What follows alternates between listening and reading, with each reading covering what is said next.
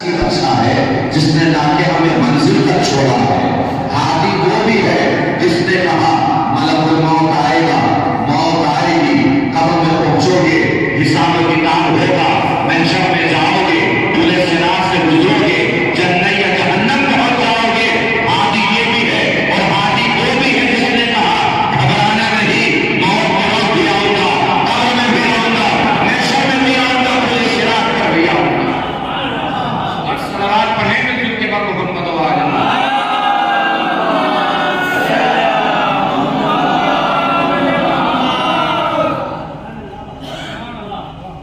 ظاہر سی بات ہے جو ایسے حاجی کے پیچھے چلا ہو جس نے کہا ہے دور کھڑے ہو کے راستہ بتا دیا، ایسے حاجی کے پیچھے چلنے والا تو چوراہے پہ پہنچ کے پوچھے گا یہ کہاں جانا ہے، اب کدھر جانا ہے. اور جو ایسے حاجی کے پیچھے چلا ہو جو منزل تک لا کے چھوڑے وہ تو اللہ کی بارگاہ میں یہی دعا کرے گا پروردگار ادھر ادھر نہ بھٹکانا، بس علی کے پیچھے پیچھے ہمیں چلاتے رہنا.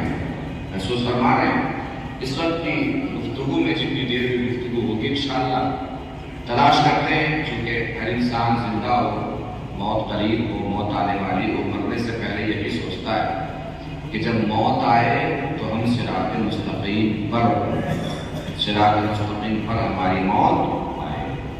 تلاش کرتے ہیں صراط مستقیم کیا ہے. صراط مستقیم تلاش کرنے کے لیے در در بھٹکنے کی ضرورت نہیں ہے. اللہ نے جہاں صراط مستقیم کا تذکرہ کیا وہی بتایا ہے کہ اس کا راستہ صراط مستقیم ہے. ارشاد ہو رہا ہے بسم اللہ الرحمن الرحیم اہدنا الصراط المستقیم صراط الذین انعمت علیہم. صراط مستقیم ان لوگوں کا راستہ ہے جن پر اللہ نے اپنی نعمتیں نازل فرمائی ہیں. کن لوگوں کا راستہ ہے صراط مستقیم؟ جن پر اللہ نے اپنی نعمت نازل فرمائی ہے. صراط مستقیم تلاش کرنا آسان ہو گیا کہ مشکل ہو گیا؟ آسان ہے. چونکہ اب ہمیں صراط مستقیم تلاش نہیں کرنا، اب ہمیں ان لوگوں کو تلاش کرنا ہے جن پر اللہ نے نعمتیں نازل فرمائی ہیں. جن پر اللہ نے نعمتیں نازل فرمائی ہیں وہ لوگ مل گئے تو سمجھیے کہ صراط مستقیم تک پہنچ گئے. چونکہ جن پر اللہ نے نعمت نازل فرمائی ہے انہی کا راستہ صراط مستقیم ہے. اب وہ لوگ کہاں سے ملیں گے جن پر اللہ نے نعمتیں نازل فرمائی ہیں؟ ارشاد ہو رہا ہے بسم اللہ الرحمن الرحیم اولئک الذین انعم اللہ علیہم من النبیین من ذریۃ آدم. آدم کی ذریت میں سے اللہ نے جن کو نبی بنایا ہے ان پر اللہ نے اپنی نعمتیں نازل فرمائی ہیں. وَمِمَّنْ حَمَلْنَا مَعَ نُوحٍ جو نوح کے ساتھ کشتی میں سوار ہوئے اللہ نے ان پر اپنی نعمتیں نازل فرمائی ہیں. وَمِن ذُرِّيَّةِ إِبْرَاهِيمَ وَإِسْرَائِيلَ اور اللہ نے ابراہیم کی ذریت پر نعمت نازل فرمائی ہے، اسرائیل کی ذریت پر نعمت نازل فرمائی ہے. نہیں محسوس فرمایا جن پر نعمت نازل ہو ان کا راستہ صراط مستقیم ہے. تو ابراہیم کی ذریت پر بھی نعمت نازل ہوئی ہے، اسرائیل کی ذریت پر بھی نعمت نازل ہوئی ہے. اچھا ابراہیم کون ہے؟ خلیل خدا. ہمارے رسول کے بعد آخری رسول کے بعد ہمارے حضور کے بعد 1,23,999 انبیاء میں سب سے بڑے نبی ہیں جناب ابراہیم. اسرائیل کون ہے؟ اسرائیل لقب ہے جناب یعقوب علیہ السلام کا. جناب یعقوب کون ہے؟ بیٹے ہیں جناب اسحاق علیہ السلام کے. جناب اسحاق کون ہے؟ فرزند ہیں جناب ابراہیم علیہ السلام. یعنی اللہ نے دادا کا بھی تذکرہ کیا، پوتے کا بھی تذکرہ کیا. جب پوتے کا تذکرہ کرنا تھا تو دادا کا تذکرہ کرنے کی کیا ضرورت ہے؟ چونکہ جو پوتے کی ذریت میں ہے وہ دادا کی ذریت میں بھی رہے گا. اللہ شاید جواب دے گا ابراہیم کے پاس صرف ایک بیٹا نہیں ہے اسحاق، ابراہیم کے 2 بیٹے اسحاق بھی اسماعیل بھی. اس لیے یعقوب کا بھی تذکرہ کیا، ابراہیم کا بھی تذکرہ کیا تاکہ ابراہیم کی ذریت میں یعقوب کے ساتھ ساتھ اسماعیل بھی شامل ہو جائے. تو پروردگار بات طے ہو گئی. اس کا مطلب تو نے یعقوب کی ذریت پر بھی نعمت نازل کی، اسماعیل کی ذریت پر بھی نعمت نازل کی. جس پر تو نے نعمت نازل کی ان کا راستہ صراط مستقیم ہے. اب ہم چاہے یعقوب کی ذریت کے پیچھے چلے تب بھی صراط مستقیم پر ہے، اسماعیل کی ذریت کے پیچھے چلے تب بھی صراط مستقیم پر ہے. اللہ جواب دے گا جلدی کیسی ہے، کہاں جانا ہے؟ قرآن پڑھو، آیت پڑھو،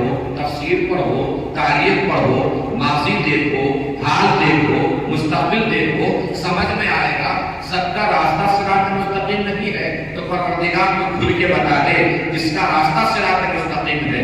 اللہ شاید جواب دے یعقوب کی ذریت بھی آگے بڑھی, اسماعیل کی ذریت بھی آگے بڑھی. یعقوب کی ذریت میں یوسف ہے, موسیٰ ہے, یحییٰ ہے, زکریا ہے, عیسیٰ ہے. اسماعیل کی ذریت میں محمد ہے, پھر محمد ہے, پھر محمد ہے, پھر محمد ہے. چونکہ ان کا پہلا بھی محمد, درمیانی بھی محمد, آخری بھی محمد, سارے کے سارے محمد. تو پروردگار کھل کے بتانا کس کا راستہ صراط مستقیم ہے. شاید آواز غیبی آئے, پروردگار کی صدا ہے, کھل کے سمجھنا ہو تو یوں سمجھو یعقوب کی ذریت کا آخری وارث عیسیٰ, اسماعیل کی ذریت کا آخری وارث مہدی. حسن اتفاق یہ ہے وہ بھی زندہ, یہ بھی زندہ, وہ بھی آئے گا, یہ بھی آئے گا. اس کا نزول معجزہ, اس کا ظہور معجزہ, وہ مریم کا بیٹا, یہ فاطمہ زہرا کا بیٹا. جس دن دونوں آئیں گے اس دن پتہ چلے گا اس کا راستہ صراط مستقیم ہے. بھائی مریم کا بیٹا فاطمہ زہرا کے بیٹے کے پیچھے مصلی بچھا کے رہے گا. میرا نہیں, اس کا راستہ صراط مستقیم ہے.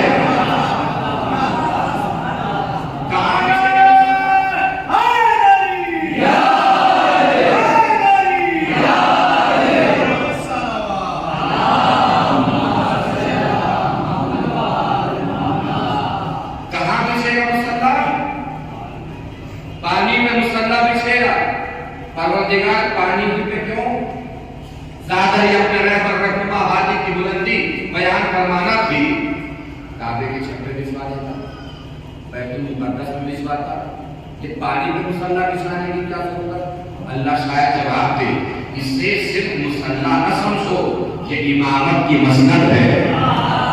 اسے صرف مصلی نہ سمجھو, یہ امامت کی مسند ہے. پروردگار مسندیں بھی تو پانی پہ نہیں بچتی, مسند بھی یا تخت پر بچتی ہے یا منبر پر بچتی ہے. پانی پہ مسند امامت کو بچھوا رہا ہے.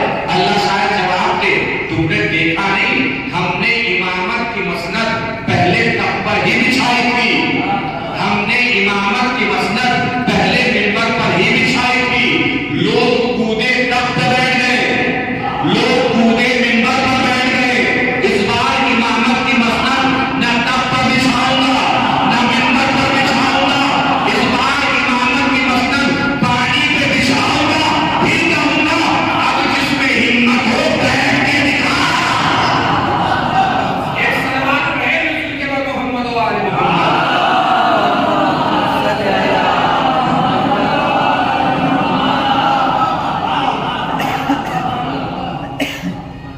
ہو سکتا ہے کہ ابھی کسی کی سمجھ میں صراط مستقیم آیا تو نہ کوئی علم مشافی ہے, نہ قرآن ہے, نہ آیت ہے, نہ حدیث ہے, نہ دلیل ہے, نہ تفسیر ہے, کچھ نہیں.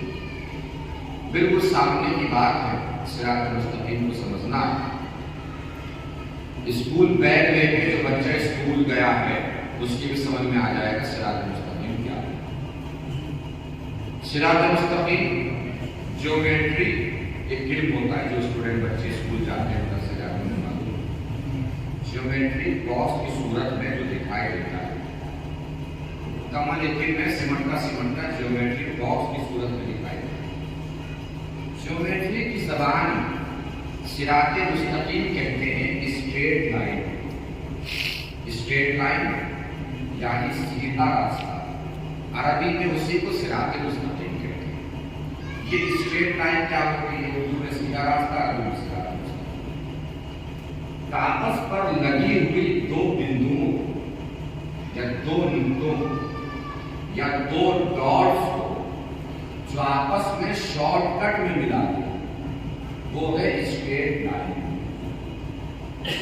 جو کہوں وہ بھی سمجھنا ہے, جو نہ کہوں وہ بھی سمجھنا ہے. بارگاہ میں ہمارے کاغذ پر ہمارے ہاتھ میں ہم نے کہا اسٹریٹ لائن بنانی. ایک بڑے میاں بیٹھے تو انہوں نے کہا لائن میں بنا دیتا ہوں. انہوں نے بغیر کسی سہارے اور وسیلے کے لائن کھینچنا شروع کی. بڑھاپا تھا, ہاتھ گر گیا, لائن ٹیڑھی ہو گئی. دوسرے بڑے میاں نے کہا لائن ہم بنا دیتے ہیں.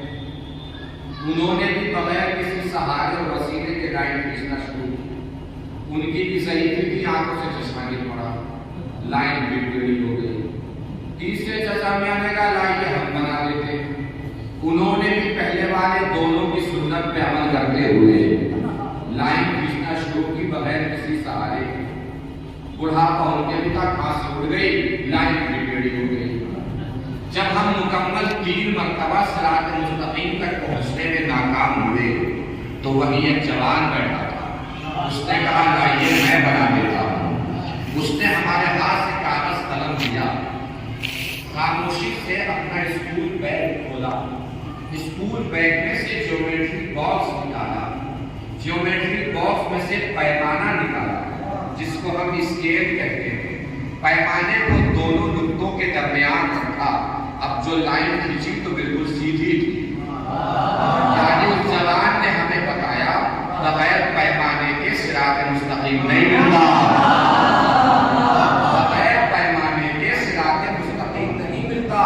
اب دنیا کہاں کہاں سے اہل بیت کے فضائل چھپائے گی، جا کے کوئی بھی عربی لغت اٹھا کے دیکھیے، پیمانے کو عربی میں امامت کہتے ہیں۔ پیمانہ سب کے ذہن میں آ گیا، پیمانے کی شکل، جس کے ذہن میں پیمانے کی شکل آ گئی اس کے چہرے پہ چھپ جانا چاہیے کہ اسے کیا دکھائی دے رہا ہے۔ پیمانے کو عربی میں امامت کہتے ہیں۔ اب اگر کوئی آپ سے پوچھے یہ پیمانہ امامت کیسے ہو گیا تو اس سے کہیے گا مجھ سے مت پوچھ، نہ کسی عالم سے پوچھ، نہ کسی باعث سے پوچھ، نہ کسی مجتہد سے پوچھ، جا کے جیومیٹری کے ٹیچر سے پوچھ کہ پیمانے کو امامت کیوں کہتے ہیں؟ اس لیے کہ پیمانے میں 12 انچ مہینے نہیں رکھتے، پیمانے میں 12 انچ مہینے نہیں رکھے، اور ہر انچ کے درمیان 5 نقطے بھی مہینے نہیں رکھتے۔ پیمانے کے 12 انچ اور 5 نقطے بتاتے ہیں کہ 12 اور 5 کے راستے ہی کو صراط مستقیم کہتے ہیں۔ ایک سوال کہیں نزول کے بعد محمد و آل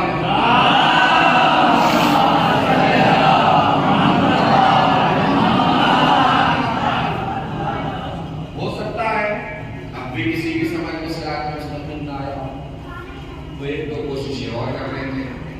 اللہ میاں نے بھی صراط مستقیم تک پہنچانے کے لیے 1,24,000 کوششیں کی ہیں، 2-4 تو ہم بھی کر سکتے ہیں۔ چلتے ہیں قرآن مجید کی طرف، صراط مستقیم کو سمجھنا۔ قرآن مجید کا دل سورہ یاسین، کیا ہے قرآن مجید کا دل؟ سورہ یاسین۔ یاسین کہہ لیجیے، یاسین کہنے سے کوئی نہیں مرتا، ویسے تو یاسین سننے سے بھی کوئی نہیں مرتا۔ قرآن زندگی دینے والی کتاب ہے، یہ ہماری بد نصیبی ہے کہ اس کا استعمال ہی تب کرتے ہیں جب کسی کو مارنا ہوتا ہے یا کوئی مر چکا ہوتا ہے۔ مولا متقیان حضرت امیر المومنین علی بن ابی طالب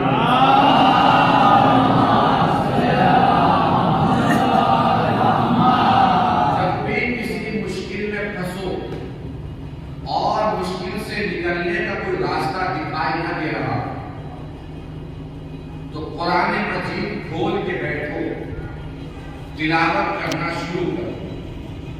میں علی وعدہ کرتا ہوں تلاوت ختم ہونے سے پہلے اللہ تمہیں تمہاری مشکلات کا حل ضرور دکھائے گا۔ یہ قرآن مجید کی عظمت ہے۔ قرآن کیا تلاش کر رہے ہیں ہم؟ صراط مستقیم۔ کہاں پہنچ گئے؟ سورہ یاسین۔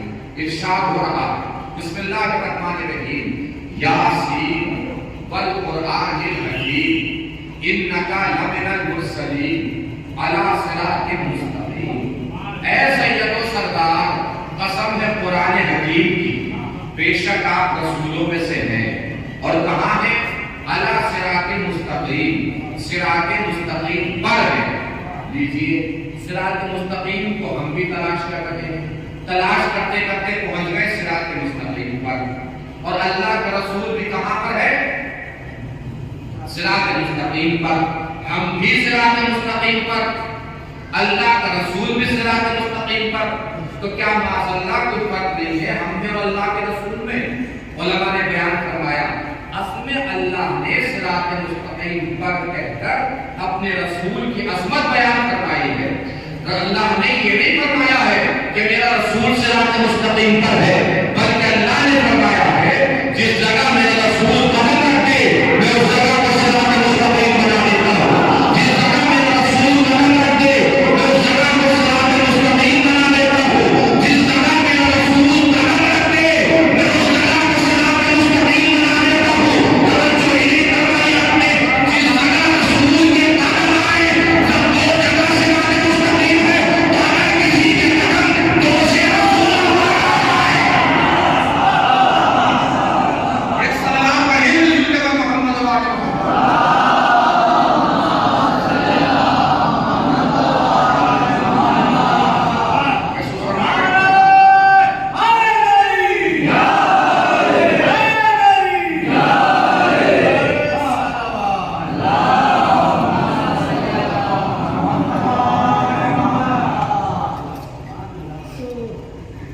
صراط مستقیم کو تلاش کرتے کرتے ہم کہاں پہنچ گئے؟ دوست رسول تک، علی کے قدم تک. یہی حقیقت صراط مستقیم ہے. اب میں دعویٰ بدل رہا ہوں تاکہ دلیل بدلوں. اب میرا دعویٰ یہی ہے کہ علی کا راستہ صراط مستقیم ہے. اب میرا دعویٰ یہ ہے کہ علی خود صراط مستقیم ہے. علی کا صرف راستہ نہیں، علی خود صراط مستقیم ہے. یہ میرا دعویٰ ہے کہ علی خود صراط مستقیم ہے. اب میں دلیل دینے جا رہا ہوں. بسم اللہ الرحمن الرحیم. یاسین والقرآن الحکیم انک لمن المرسلین علی صراط مستقیم. اے سید و سردار آپ صراط مستقیم پر. صراط مستقیم میں سیدھا راستہ. کون سا سیدھا راستہ؟ جو محمود پور سے معافی جا رہا ہے، جب محمود پور سے سیدھا سریا جا رہا ہے. کون سا راستہ سیدھا؟ اللہ جواب دے گا اسے زمین پہ تلاش کرنے کی کوشش نہ کرے. تنزیل العزیز الرحیم. صراط مستقیم کو ہم اپنے پاس سے نازل کرتے ہیں، یعنی جو بھی اللہ نازل کرے وہ صراط مستقیم ہے. ارشاد ہوا بسم اللہ الرحمن الرحیم انا نحن نزلنا الذکر وانا لہ لحافظون. ہم نے قرآن کو نازل کیا ہے. جو اللہ نازل کرے وہ صراط مستقیم ہے. تو قرآن کو بھی اللہ نے نازل کیا ہے تو قرآن کیا ہوا؟ صراط مستقیم. اب یہ قرآن جو کہ صراط مستقیم ہے، دعویٰ ذہن میں ہے علی کا راستہ ہی نہیں، علی خود صراط مستقیم ہے. دلیل دینے جا رہا ہوں. دلیل دیتے دیتے کہاں پہنچا؟ جو اللہ نازل کرے وہ صراط مستقیم ہے. قرآن کو اللہ نے نازل کیا تو قرآن بھی صراط مستقیم ہے. اب اس قرآن کے بارے میں جو صراط مستقیم ہے ارشاد ہو رہا ہے بسم اللہ الرحمن الرحیم لو انزلنا هذا القرآن على جبل لرأيته خاشعا متصدعا من خشیۃ اللہ. اگر اس قرآن کو ہم پہاڑ پہ نازل کر دیتے تو تم دیکھتے غضب الہی کی وجہ سے پہاڑ ٹکڑے ٹکڑے ہو جاتا، پہاڑ لہجہ ہو جاتا، پہاڑ منتشر ہو جاتا، پہاڑ پھٹ جاتا. توجہ ہی نہیں فرمائی آپ نے. قرآن صراط مستقیم اگر یہ پہاڑ پہ نازل ہو جاتا تو پہاڑ پھٹ جاتا. اس کا مطلب صراط مستقیم کا ایک تعارف یہ بھی ہے کہ جس جگہ بھی آتا ہے جگہ کو پھاڑ دیتا ہے. جس جگہ بھی آتا ہے جگہ کو پھاڑ دیتا ہے. جس جگہ بھی آتا ہے جگہ کو پھاڑ دیتا ہے. اب تیری مرضی علی کو صراط مستقیم مان چاہے مت مان، مگر پہلے تیرا اگر تیرا نالے کی پھٹی ہوئی اس طرح کا ہی دل کے محمد و آلہ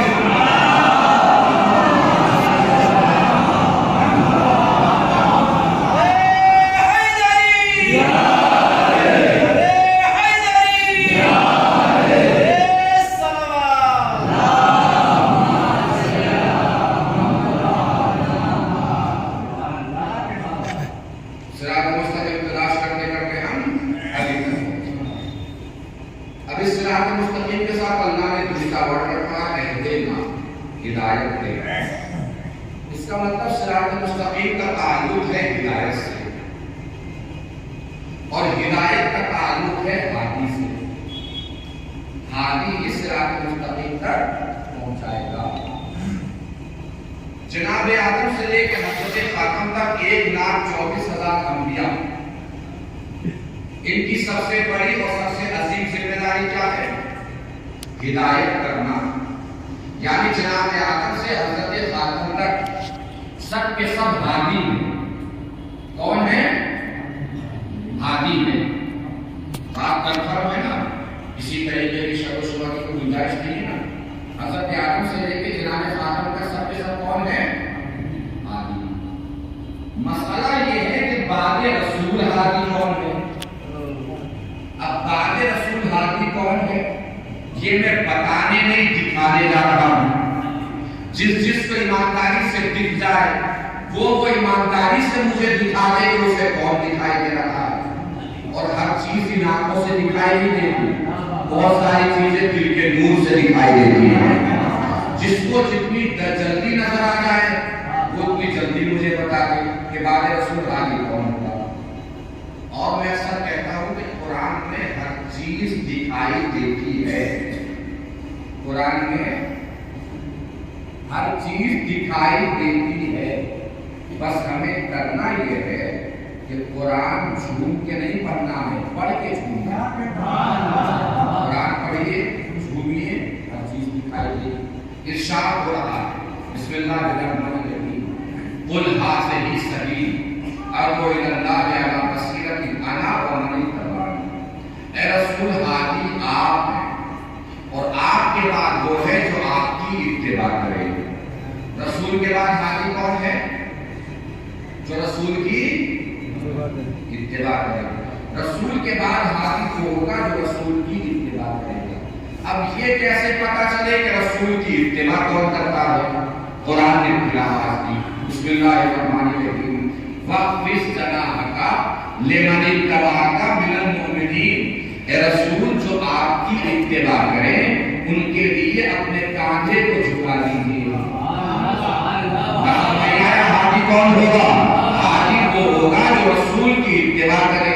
رسول کی اتباع کون کرتا ہے یہ کیسے پتا چلے؟ جس کے لیے رسول کے کاندھے جھک جائیں. اب پھر ہادی کا نظر آنا آسان ہے کہ مشکل ہو گیا؟ ہادی کا دیکھنا آسان ہو گیا کہ مشکل ہو گیا؟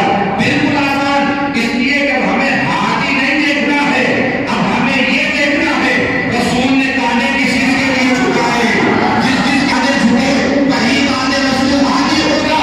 پوری تاریخ رسالت میں بس دو ہی جگہ رسول کے کاندھے جھکے ہیں. عید میں حسنین کے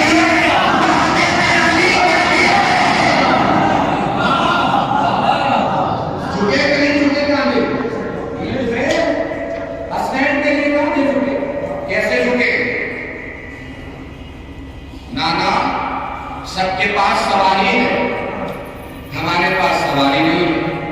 نانا نے کہا میرے کاندھے پہ سوار ہو جاؤ. بچے فوراً سوار ہو گئے. آپ عیدگاہ کی طرف جا رہے ہیں اپنے بچوں کے ساتھ, آپ کے بچے آپ سے کہیں سب تو بائک سے جا رہے ہیں, ہمارے پاس بائک بھی نہیں ہے. اسے کم کر دیتے ہیں, ای کو ہٹا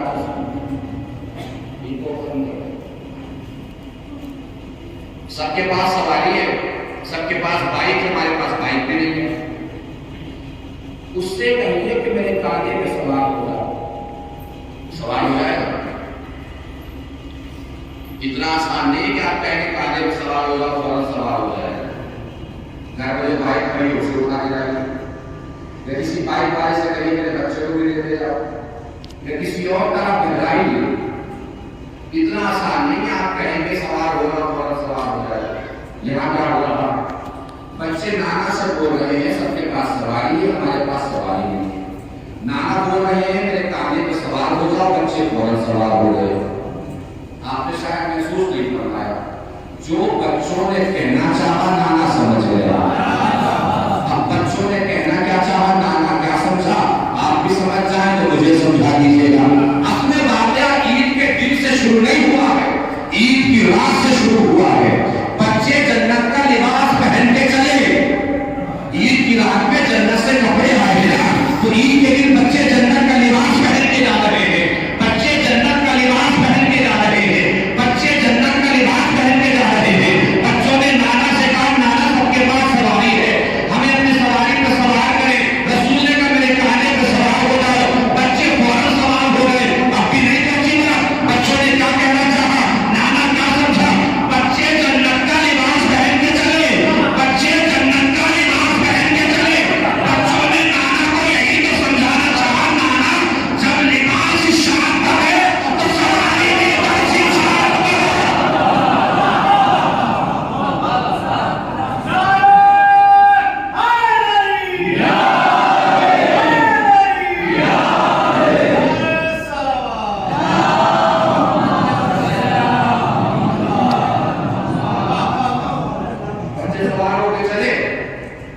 صاحب آگے بڑھے، تاریخ میں صاحب کا نام بھی لکھا ہو، مگر میں ایسا کہتا ہوں کہ نام لینا منبر سے ضروری نہیں ہوتا، بہت سے نام زبان کا ذائقہ نکالتے ہیں۔ وہ صاحب آگے بڑھے، انہوں نے پڑھ کے کہا نعمت برکت، واہ کتنی اچھی سواری، رسول نے فرمایا ہمت کر کے تھوڑا سا ہوتا بھی نہیں لیجیے، صرف سواری نہیں سوار بھی اچھے ہیں۔ ہمارے سماج میں بھی ایسے بہت سے لوگ ہوتے ہیں جن کا کام ہو کسی سے کہنا ہوتا ہے، کسی سے بھی الجھ پڑتے ہیں، کبھی کبھی ایسا ہوتا ہے کہ ان سے بہتر ہی میں آ جاتا ہے، ان سے بہتر کوئی نہیں مل جاتا، جب ان سے بہتر ہی کوئی مل جاتا ہے تو یہ بالکل ایسے ہو جاتے ہیں جیسے انہوں نے کچھ سنا ہی نہ ہو، بات بدل دیتے ہیں۔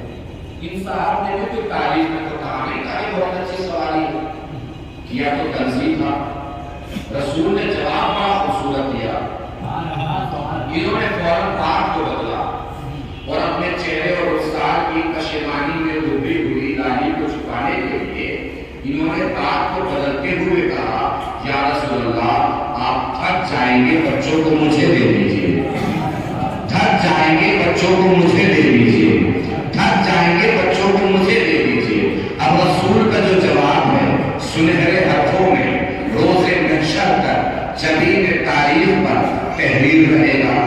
جواب اتنا بلند ہے کہ ہر ذہن کو معلوم ہے قیامت تک بھی وہ ہوا کرتے رہے تو رسول کے جواب کا پتہ نہیں ہو سکتا۔ جس کے دل میں رسول کی جتنی عظمت جلوہ کر ہے اس کے لہجے کی طاقت سے پتہ چلنا چاہیے، اس کے اٹھے ہوئے ہاتھوں سے پتہ چلنا چاہیے۔ پوری توجہات کو سمیٹ لیجیے گا، پوری طاقت کو سمیٹ لیجیے گا۔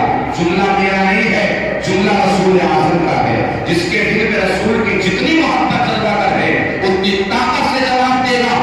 جیسے ہی اس صاحب نے کہا یا رسول اللہ آپ تھک جائیں گے، بچوں کو مجھے دے دیجیے، تھک جائیں گے، بچوں کو مجھے دے دیجیے، تھک جائیں گے، بچوں کو مجھے دے دیجیے، رسول نے فرمایا بس آپ رہنے دیجیے، پتہ نہیں ہے پھول جس پیڑ کے ہوتے ہیں اسی پہ اچھے لگتے ہیں۔ ایک سالات ہے مجھے کہ محمد والے محمد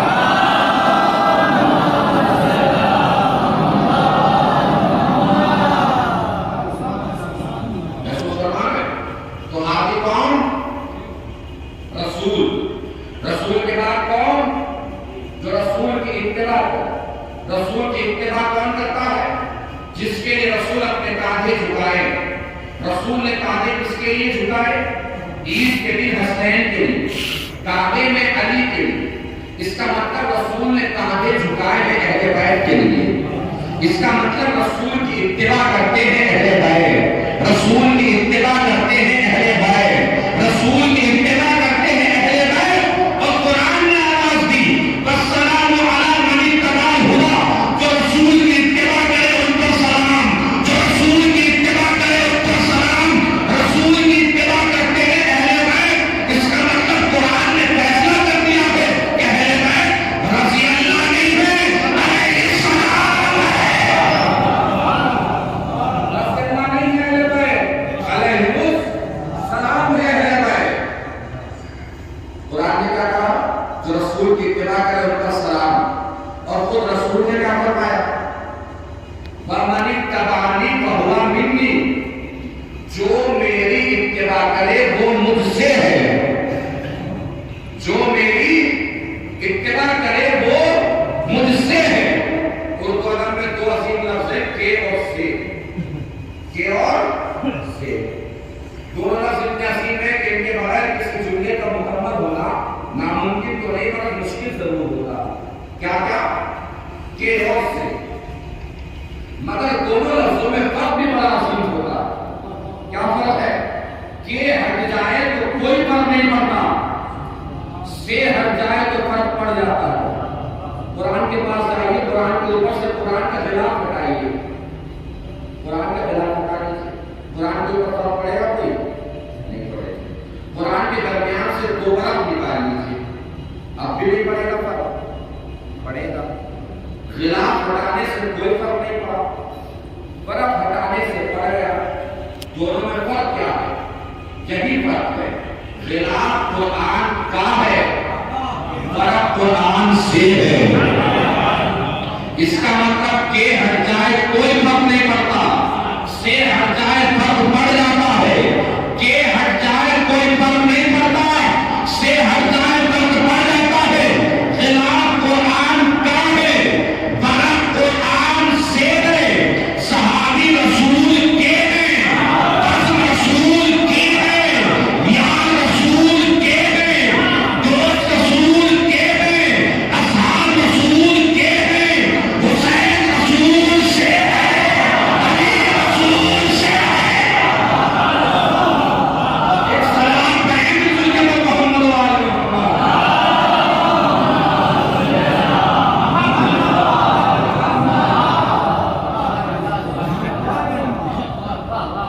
ایک موقع آ گیا تھا رسول کے وسیلے میں سے کسی ایک کو چنا۔ سورہ نازل ہوا، سورہ برات۔ رسول نے صاحب کو گھما دیا، وہ صاحب کو دور لے کے چلے گئے۔ فوراً جبرائیل نازل ہو گئے، یا رسول اللہ یا تو آپ خود جائیے یا اس مرد کو بھیجیے جو آپ میں سے ہو۔ رسول کیا کرتے؟ رسول نے بس ایک کام کیا، سورہ برات کے سے لے کے سے کو لے لیا۔ شرط کی دو آپ میں سے تو وہ مرد تھی۔ رسول کو خیر یاد آیا، لو ان رأیت رجلا کران غیر برار لا یرجع حتی یتق اللہ ولا یدع، کل میں اس کو دوں گا جو مرد ہوگا۔ تو میدان خیبر میں علی کے ہاتھ میں نبی نے عظمتوں کا کون سا نشان دیا؟ خیبر میں کیا تھا علی کے ہاتھ میں؟ علم۔ کیا تھا؟ علم۔ آخری جملہ ہے اس قبیل کا جو عرض کر رہا ہوں، اس کے بعد مجلس کی تیسری منزل اور آخری منزل اور بڑی اہم منزل۔ اس قبیل کا آخری جملہ ہے، پوری تاریخ کو سمیٹنے جا رہا ہوں، پوری طاقت سے پڑھنے جا رہا ہوں، پوری طاقت سے سننا ہے۔ خیبر میں علی کے ہاتھ میں کیا تھا؟ موت آ گیا صلح حدیبیہ۔ رسول نے صلح حدیبیہ میں علی کو تھما دیا قلم۔ اس کا مطلب نبی کے پاس عظمتوں کے دو نشان، قلم، علم، اور علی نبی کی دونوں چیزوں کے وارث۔ علم کے وارث بھی علی، علم کے وارث بھی علی۔ پوری تاریخ سمیٹ کے سنانے جا رہا ہوں، قلم کے وارث بھی علی، علم کے وارث بھی علی، قلم کے وارث بھی علی، علم کے وارث بھی علی۔ نبی کے پاس عظمتوں کی دو نشانیاں، قلم، علم، اور علی نبی کی دونوں چیزوں کے وارث۔ قلم کے وارث بھی علی، علم کے وارث بھی علی۔ اسی لیے آپ نے دیکھا نہیں سلسلہ امامت میں اکیلے علی وہ امام ہے جن کے دو بیٹے امام ہوئے۔ علی نے حسن کو قلم کا وارث بنایا، حسین کو علم کا وارث بنایا۔ ایک سلام کہیں دل کے پر محمد والے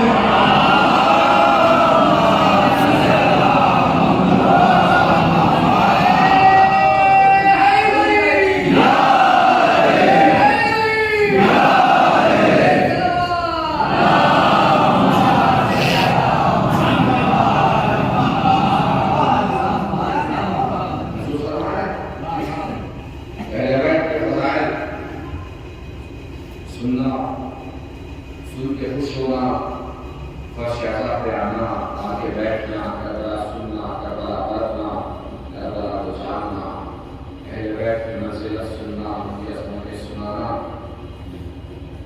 بلندی کردار کی وجہ ہے۔ لیکن اہل بیت کی شخصیت، ان کی زندگی، ان کی تاریخ سے سننا نہیں چاہیے، اس کو اپنی زندگی میں پرکھنا نہیں چاہیے۔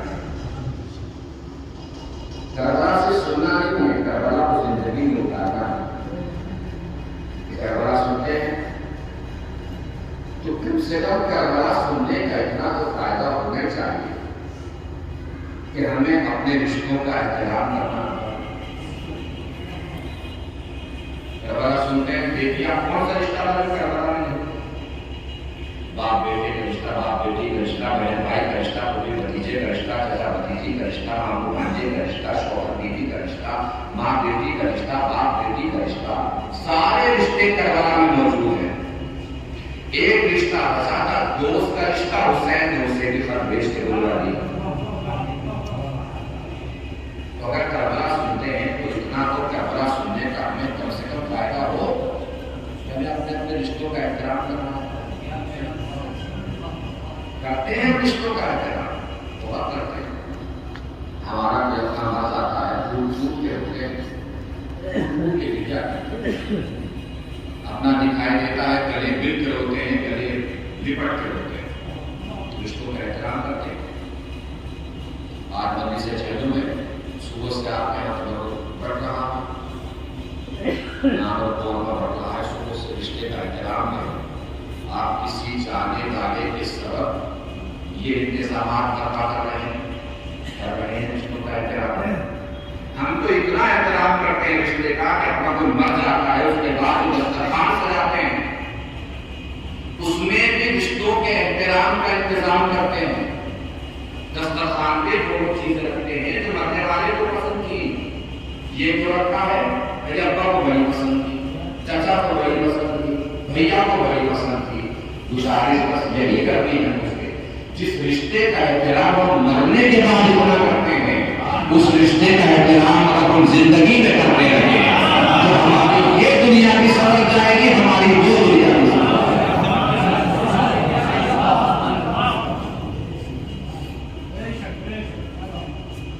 رشتوں کا احترام زندگی میں تو کریں۔ رشتے جب پھیلتے ہیں تو سماج بنتا ہے، سماج جب سمٹتا ہے تو خاندان بنتا ہے، خاندان سمٹتا ہے تو گھر بنتا ہے، گھر سمٹتا ہے تو اولاد اور والدین کی محبت بنتی ہے۔ والدین کے ساتھ حسن سلوک خود ایمان کی دلیل ہے۔ اللہ نے تو اپنی عبادت کے ساتھ والدین سے حسن سلوک کو جوڑا۔ کیا کہا قرآن میں؟ وَقَضَىٰ رَبُّكَ أَلَّا تَعْبُدُوا إِلَّا إِيَّاهُ وَبِالْوَالِدَيْنِ إِحْسَانًا۔ تمہارے رب نے فیصلہ کر دیا ہے کہ اس کے علاوہ کسی اور کی عبادت نہ کرنا اور والدین کے ساتھ اس نے سلوک کرنا۔ اللہ نے اپنی عبادت سے والدین کے ساتھ اس نے سلوک کو جوڑا ہے، اپنی عبادت سے والدین کے ساتھ اس نے سلوک کو جوڑا ہے۔ بالکل ایسے ہی میری طرف دیکھیے گا، آسان طریقے سے سمجھنے کے لیے، یہ ہے سر، یہ ہے کاندھے۔ اللہ نے سر اپنے سامنے جھکایا ہے، کاندھے والدین کے سامنے جھکائے ہیں۔ اور میرے بچوں، میرے نوجوانوں، میرے جوانوں، ہمیشہ یاد رکھنا، اللہ اپنے سامنے جھکے ہوئے اسی سر کے سجدے کو قبول کرتا ہے جس سر کے نیچے کے کاندھے والدین کے سامنے جھکتے ہو۔ اگر سر کے نیچے تو کاندھے پر رکھے ہوئے سر کے سجدے کو بھی اللہ قبول نہیں۔ آیت اور آگے بڑی تو کیا کہا اللہ نے؟ یہ دونوں ایک میں سے کوئی ایک برا ہو جائے تو ان کے سامنے گفتگو مت کرنا۔ وہ کیا ہوتا ہے؟ اظہار برہمی کا سب سے پہلا سینا ہے تو یعنی والدین کے سامنے اتنا چہرہ بھی نہ بگڑے کہ زبان سے اف نکل جائے، اتنا چہرہ بھی نہ بگڑے کہ زبان سے اف نکل جائے۔ اس کا مطلب اللہ نے اخلاقیات کے مرکز میں ماں باپ کو رکھا ہے۔ محسوس کیجئے گا، اب سماج طے نہیں کرے گا کون سا آپ کتنے اچھے ہیں، محلے والے طے نہیں کریں گے کون سا آپ کتنے اچھے ہیں۔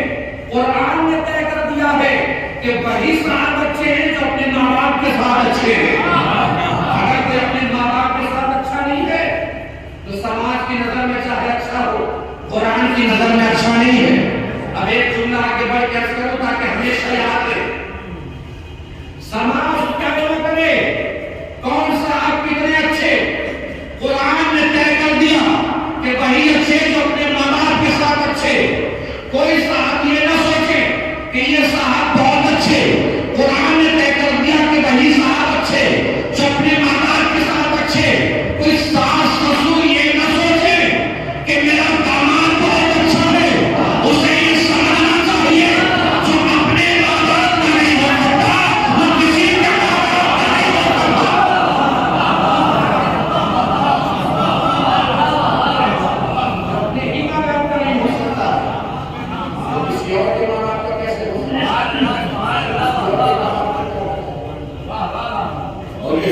سلوک بھی ماں باپ کے ساتھ تربیت کی مسئلہ ہے. تربیت کی مسئلہ مطلب تربیت کی مسئلہ کیا ہوتا ہے؟ ہمارا بڑھاپا کیسا ہونے والا ہے یہ ہمیں ہماری جوانی بتائے. آج جو ہم اپنے ماں باپ کی بات کر رہے ہیں کل ہمارے بچے بھی ہمارے ساتھ وہی کرنے والے ہیں. اپنے بچوں کو اپنے ماں باپ کے ساتھ اس سے سلوک کر کے دکھائیے کہ جب ہم بوڑھے ہو جائیں تو تمہیں بھی ہمارے ساتھ ویسے ہی کرنا ہے جیسے ہمارے اپنے ماں باپ کے ساتھ کرنا ہے. انسان کی زندگی میں تربیت کا بہت بڑا اثر ہوتا ہے. صرف تربیت ہی نہیں لسان کا اثر بھی ہوتا ہے. ماں کی تربیت کا اثر بھی ہوتا ہے. لسان کا اثر بھی ہوتا ہے. باپ کے خون کا اثر بھی ہوتا ہے.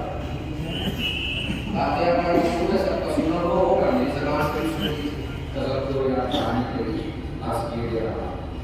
ایک دانشور تھا بادشاہ کے دربار میں آیا. اس نے کہا بادشاہ صاحب میرے پاس کھانے پینے کو کچھ ہے نہیں, دربار میں نوکری کرنی ہے. بادشاہ نے کہا کہ دربار میں تو جگہ ہے نہیں, تم ایسا کرو استبل سنبھال لو. بڑے بڑے جہاں بندے ہوئے استبل اس کا نظام سنبھال. دانشور نے استبل کا نظام سنبھال لیا. بادشاہ کا ایک دن وہاں سے گزر, اس نے دیکھا بہت اچھے طریقے سے استبل کا نظام سنبھال لیا. بادشاہ نے خوش ہو کے دانشور سے کہا کہ آپ تو دانشور ہو, امتحان دیے دیتا ہوں تمہارا, آدمی کام ہو جائے گا, میرا بھی کام ہو جائے گا. اس نے کہا سرکار کے ساتھ. بادشاہ نے پوچھا مجھے گھوڑا بڑا پسند ہے, اس گھوڑے سے میں بڑی محبت کرتا ہوں, تم یہ بتاؤ یہ گھوڑا نسلی ہے یا نسلی نہیں ہے؟ دانشور نے کہا سرکار گھوڑا تو نسلی ہے مگر اس میں عیب پایا جاتا ہے. تو وہ عیب کیا ہے؟ جب بھی گھاس کھاتا ہے زمین کی طرف منہ کر کے گھاس کھاتا ہے. نسلی گھوڑا ہمیشہ آسمان کی طرف منہ کر کے گھاس کھاتا ہے. بادشاہ نے کہا یار بات تو ٹھیک ہے, اس میں تو عیب پایا جاتا ہے, اس سے گھوڑا خریدا گھوڑا کیا تو بات کوئی ایسی بتانے سے رہ جائے وہاں. اس نے کہا سرکار جب یہ گھوڑا پیدا ہوا تھا تو اس کی ماں اس دنیا سے رخصت ہو گئی تھی. ماں تو تھی نہیں, ہم نے اسے گائے کا دودھ پلایا ہے. گائے کا دودھ پینے کی وجہ سے اس میں یہ عیب پیدا ہو گیا ہے کہ ابھی آسمان کی طرف چہرہ کر کے گھاس نہیں چلاتا, زمین کی طرف منہ رکھ کے گھاس چلاتا ہے. نہیں توجہ فرمائی. گھوڑا نسلی تھا مگر غذا بدلی تو عیب پیدا ہو گیا. اس کا مطلب آپ چاہے جتنے بھی اچھے قبیلے کے ہوں, جتنے بھی اچھے خاندان کے ہوں, جتنی بھی اچھی نسل کے ہوں, جتنے بھی اچھے خون کے ہوں, کتنے بھی اچھے گھرانے کے ہوں, کتنے بھی اچھے قبیلے کے ہوں, کتنے بھی اچھی ماں باپ کے اولاد ہوں, اگر پیٹ میں غذا حرام جائے گی تو عیب پیدا ہو بھی جائے گا.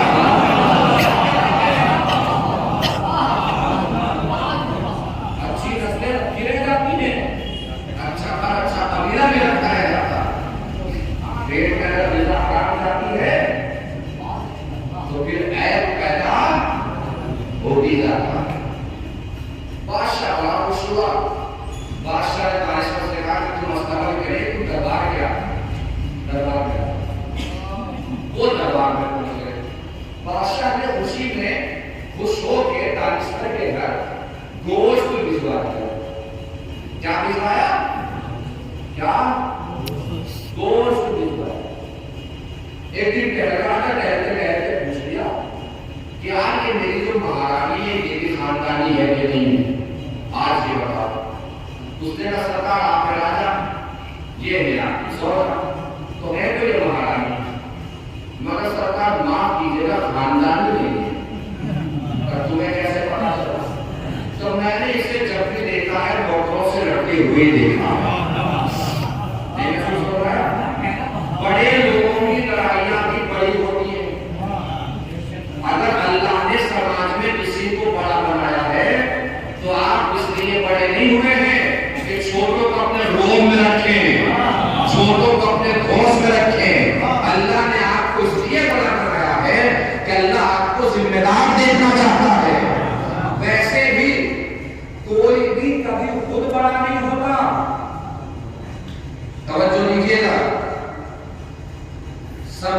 کے ہر بڑے کو، چاہے عمر میں بڑا ہو، چاہے وہ حسن میں بڑا ہو، منصب میں بڑا ہو، خاندان میں بڑا ہو، رتبے میں بڑا ہو، لہو رنگ اور نسل میں بڑا ہو، علم میں بڑا ہو، دولت میں بڑا ہو، اپنے چھوٹوں کا احترام کرنا چاہیے.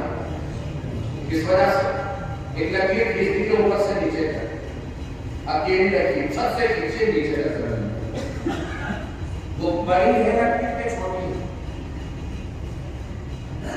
اکیلی لکیر نہ بڑی ہوتی ہے نہ چھوٹی ہوتی ہے. اس کے برابر میں جب چھوٹی لکیر آئی تو وہ چھوٹی لکیر اسے بڑا بنائی. نہیں توجہ فرمائی. سماج کے بڑے کو اپنے چھوٹے کا اس لیے بھی احترام ضرور کرنا چاہیے کہ اگر یہ چھوٹے نہ ہوتے تو انہیں تو بڑا سمجھنے والا نہ ہوتا.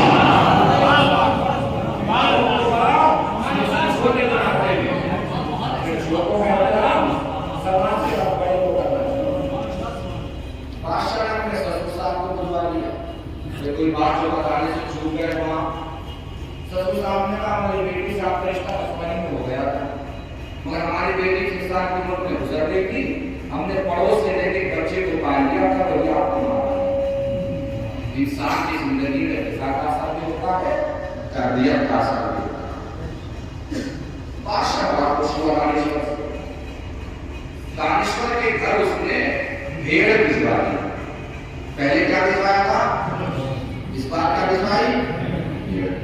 ایک دن کہتے کہتے پوچھ بیٹا یہاں آج یہ بتاؤ میں بھی خاندانی بادشاہ ہوں کہ نہیں؟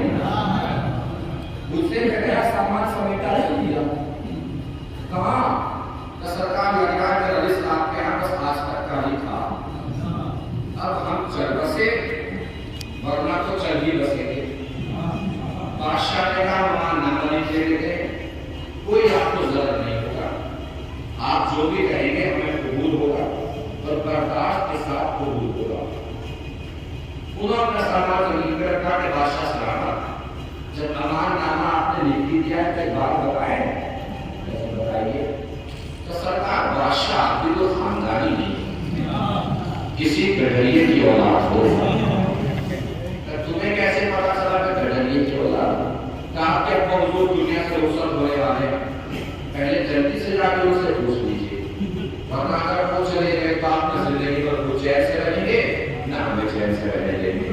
بولے اب حضور اب تو آپ جا ہی رہے ہیں تو کوئی ایسی بات بتا جائیے تو آپ بھی چین سے جا سکیں، ہم بھی چین سے جی سکیں. اب حضور نے کہا بیٹے ہمارے پاس تو کوئی اولاد تھی ہی نہیں، دربار میں گڈریا آتا تھا، اسی کے بیٹے کو لے کے ہم نے پال لیا تھا. غریب تو یہ ہاتھ کا کاپتا پریشان مستری بے قرار بے چین سوار تعلق سے جا چکی، پسینے میں شراب ہو.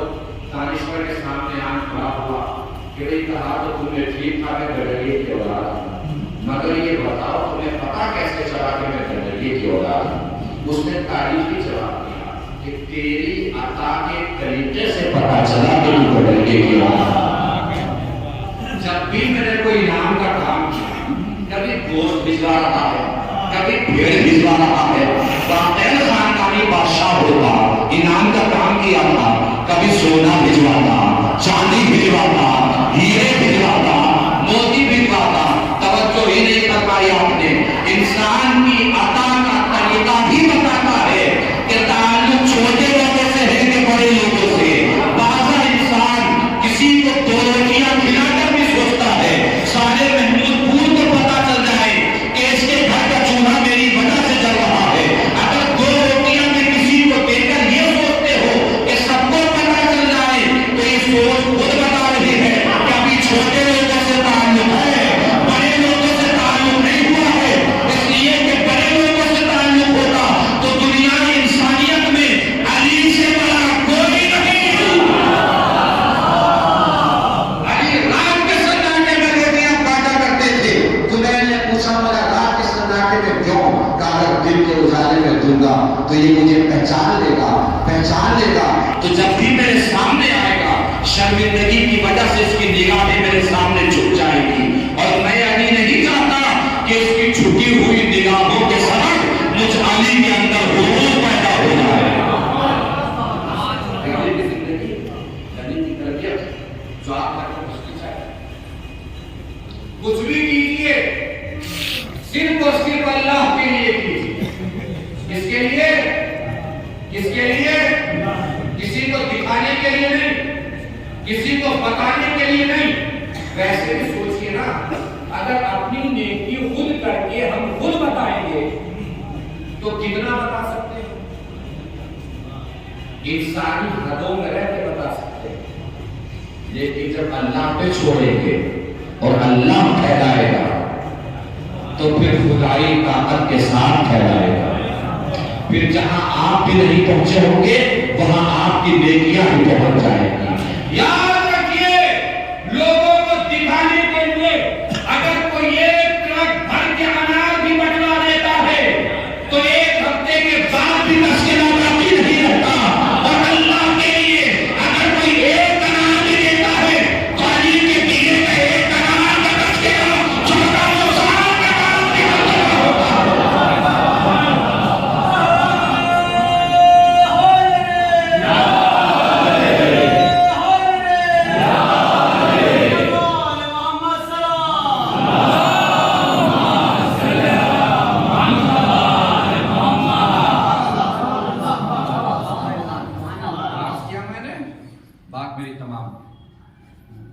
आखिरी जुमला माइक बंद ही रहे गुजारा, आखिरी जुमला सुन लीजिएगा ताकि बात खत्म हो। इंसानी जिंदगी में तरबियत का असर भी होता है और तरबियत में सबसे अहम किरदार किसका होता है? माँ का अहम किरदार होता है तरबियत।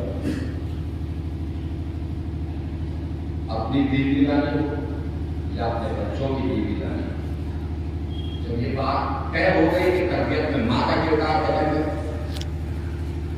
तो बीवी कम तलाश करें, आने वाली नस्ल की माँ ज्यादा तलाश करें। और माँ हमेशा बाशऊर लाए, बेशऊर न लाए। मैंने ये नहीं कहा कि बहुत पढ़ी लिखी लेकर आए, कम पढ़ी लिखी मत लाए। कभी कभी कम पढ़ा लिखा इंसान भी बहुत बाशऊर होता है, कभी कभी बहुत पढ़ लिख के भी इंसान बेशऊर हो जाता है। तारीखी झरोके से ठंडी सी हवा देने जा रहा, जिसकी नजर तारीख के उस मंजर पे पहुंच जाए जहां पहुंचाना चाह रहा हूं। आखिरी जुमला है, पूरी ताकत से पढ़ने जा रहा हूं, पूरी ताकत से सुनना है, इसके बाद रखते मसाइल। आखिरी जुमला तारीखी झरोके से सुनाने जा रहा हूं, पूरी तवज्जो हाथ समेट लीजिएगा। माँ हमेशा बाशऊर लाए, बेशऊर मत लाए। इसलिए कि माँ अगर बेशऊर हो तो चाहे मोमिन की माँ हो हैदर के मुकाबले में आ जाती है। माँ अगर बेशऊर हो तो चाहे मोमिन की माँ हो हैदर के मुकाबले में आ जाती है। और अगर माँ बाशऊर हो तो चाहे काफिर की माँ हो, जिंदगी भर अपने बेटे को यही समझाती है, बेटा किसी के भी मुकाबले में जाना, कभी हैदर के मुकाबले में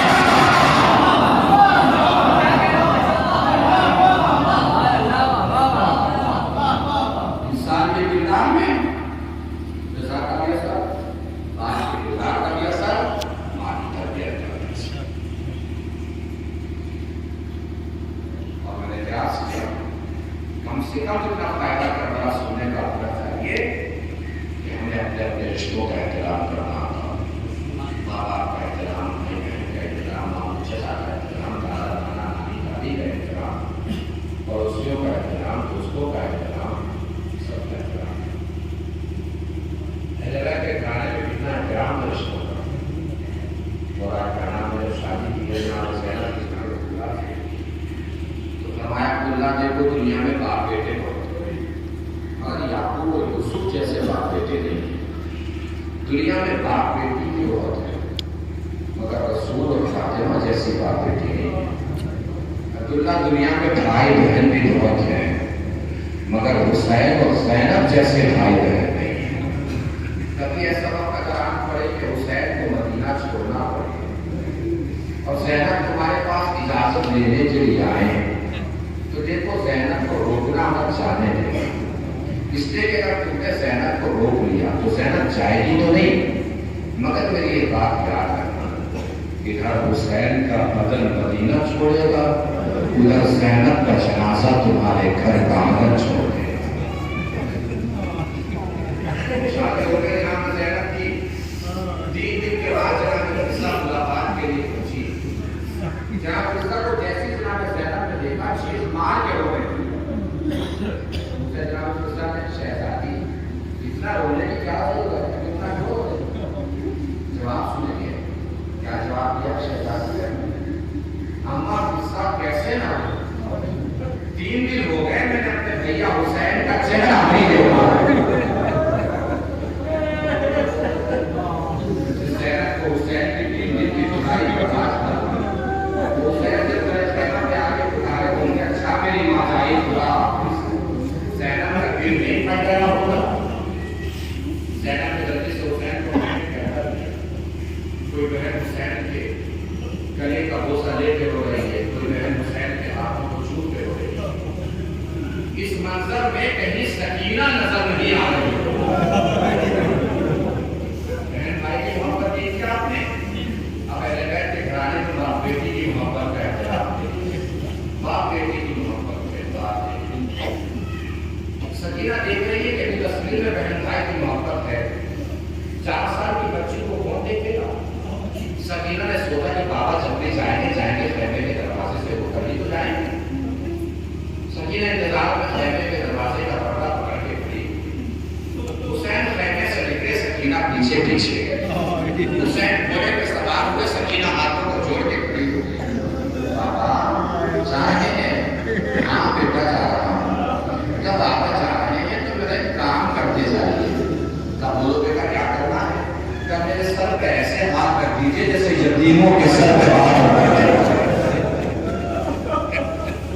اس لیے کہ سکینہ کو پتا ہے جب کسی کا باپ مر جاتا ہے تو بچے یتیم ہو جاتے ہیں۔ جب بچے یتیم ہوتے ہیں تو ان کے سر پہ دست شفقت رکھا جاتا ہے۔ یہی وجہ ہے حمید ابن مسلم کہتا ہے میرے چھوٹی سی بچی کو دیکھا جس کے دامن میں آگ لگی ہوئی تھی، میں نے بچی کو روک کے پوچھا بیٹا تم کس کی بیٹی ہو؟ اس بچی نے پلٹ کے ادب سوال کیا، اے شیخ اگر میں تجھے بتا دوں کہ میں کس کی بیٹی ہوں تو تمہیں رخسار میں تماچے تو نہیں مارے گا؟ تمہیں کیوں تماچے مارنے لگا؟ اللہ جانے میرے بابا فرمایا کرتے تھے جب کسی کا باپ مر جاتا ہے تو بچے یتیم ہو جاتے ہیں، جب بچے یتیم ہوتے ہیں تو سر میں دست شفقت رکھا جاتا ہے۔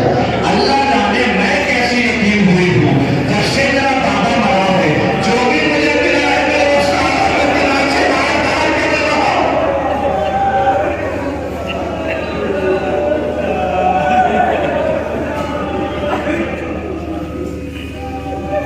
چلا دنیا کی رسم تو یہی ہے کہ جس اعتبار کی موت ہوتی ہے اس اعتبار سے مسائل پڑھے جاتے ہیں، لیکن جب مسائل نے یوم اختیار کر لیا ہے تو میں اسی کو مکمل کیے دیتا ہوں۔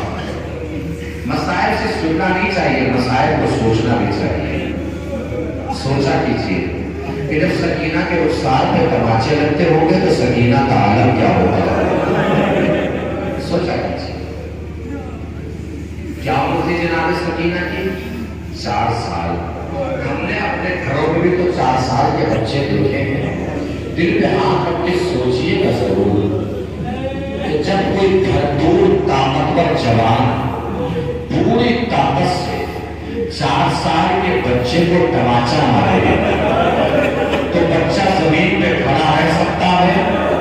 گر نہیں جائے گا؟ شمر جب سکینہ کو تماچے مارتا تھا سکینہ زمین پہ گر جاتی تھی،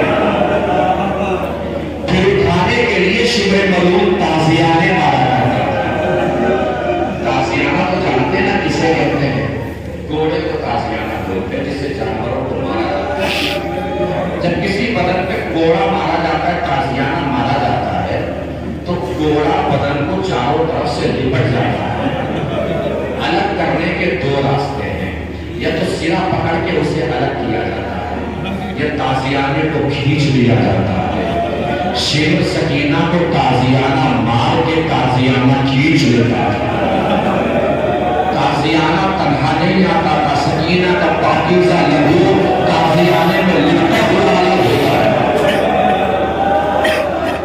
इमाम सज्जाद फरमाते हैं शाम का बाजार था, सकीना गिरी तो उठ न सकी। शिबले मलून मेरे पास आया, मेरे बदन पे ताज़ियाने मारने लगा।